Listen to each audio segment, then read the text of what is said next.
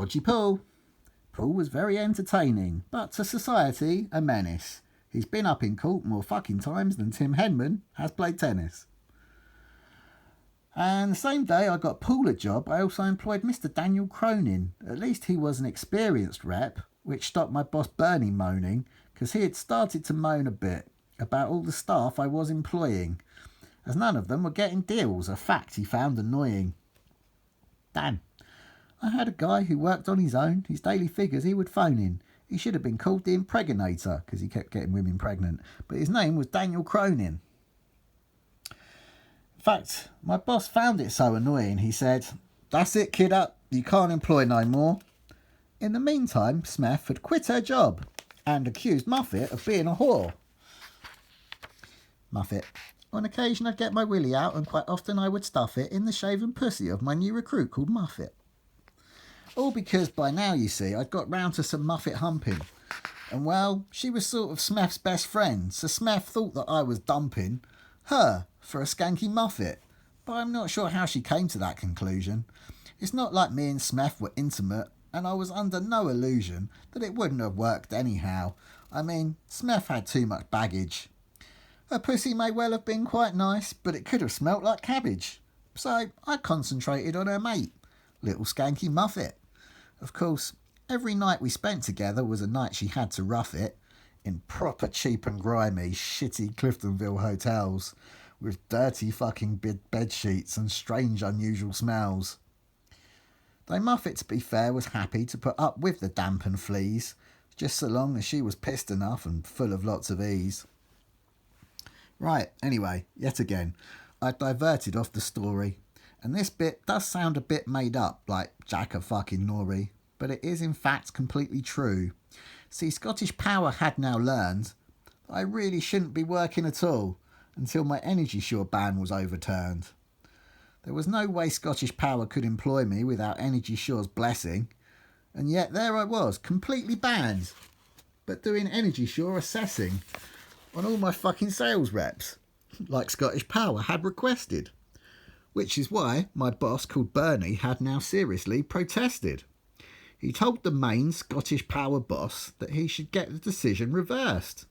But the big boss man wished to talk to me, so it was lucky I'd rehearsed what shit to say in order to get him to fight my case. It's a gift to blag a man like that when talking face to face, and my blagging must have worked, because he said he'd used my letter from PowerGen that had said I'd been suspended for fraud charges to get me cleared to once again be Energy Shore approved, as well as getting rid of any bad stuff on my file. Well, that would be fantastic, I said with an enigmatic smile. See, basically the wording of the letter, it kind of got me off the hook, as it read, "Because you've now resigned from us, there is no way that we can look properly at or investigate these fraudulent accusations anymore." Yet somehow those fucks at PowerGen still got me banned by Energy Shore, so the nice big Scottish Power chief said because of the wording of the letter, he could fax a copy off to PowerGen and tell them that they better instruct those humps at Energy Shore to clear my file of all adverse information, or Scottish Power would take them to court for cross-examination. Would you believe it? That's what they did.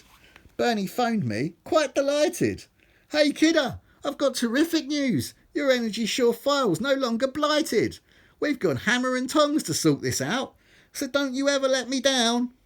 Yeah, I felt like the king of smug. In fact, where's my fucking crown? Because this was, by all accounts, really rather great, as under my proper national insurance number, I now had a totally clean slate.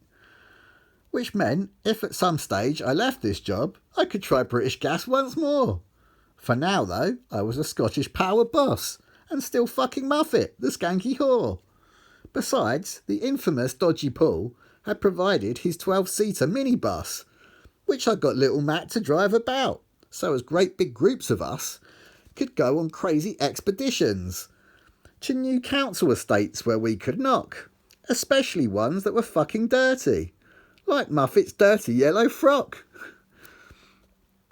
How had my gas and electric career snowballed into this? I mean, this really took the piss. My team was being talked about by all my old bosses from the past. They all dismissed my efforts and had said it wouldn't last. And who was I to prove them wrong? Because by now things had got too much.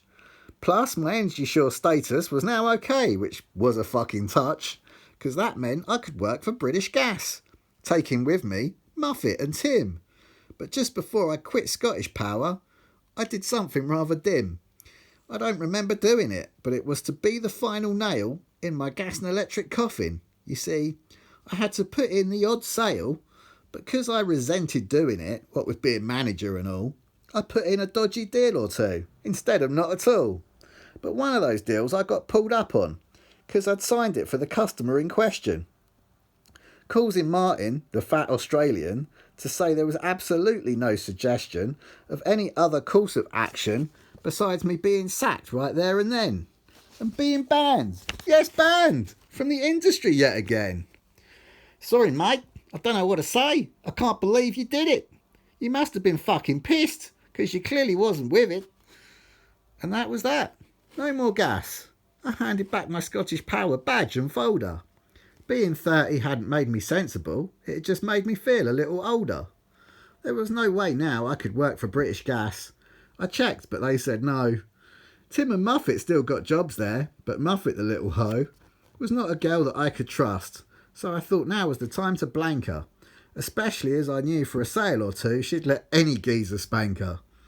Well, no more Muffet or gas and electric, because I was done with that as well.